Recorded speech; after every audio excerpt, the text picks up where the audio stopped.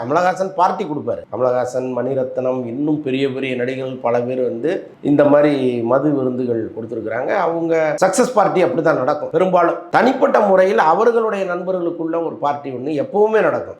இன்னும் சொல்ல போனால் இன்னைக்கு நேற்று நடந்த விஷயம் கிடையாது. இளையராஜாவுக்கும் ரஜினிக்கும் சண்டை வந்ததே அங்கே தான்.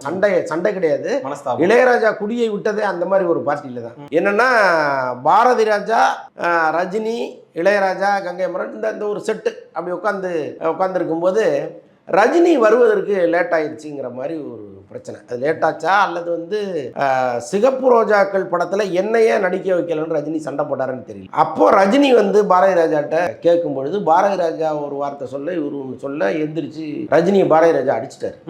அதுக்கப்புறம் தான் அந்த பார்ட்டி வந்து ஒரு மாதிரி கலவரமானோடனே இளையராஜா என்ன பண்ணாரு, நம்ம குடிக்கிறதுனால தானே இந்த மாதிரி பார்ட்டிகளுக்கெல்லாம் நம்ம போக வேண்டியதாக இருக்குது, இதெல்லாம் பார்க்க வேண்டியதாக இருக்குது, இனிமேல் நம்ம இதை தொடவே கூடாதுன்னு அன்னைக்கு தூக்கி எறிஞ்சவர் தான்.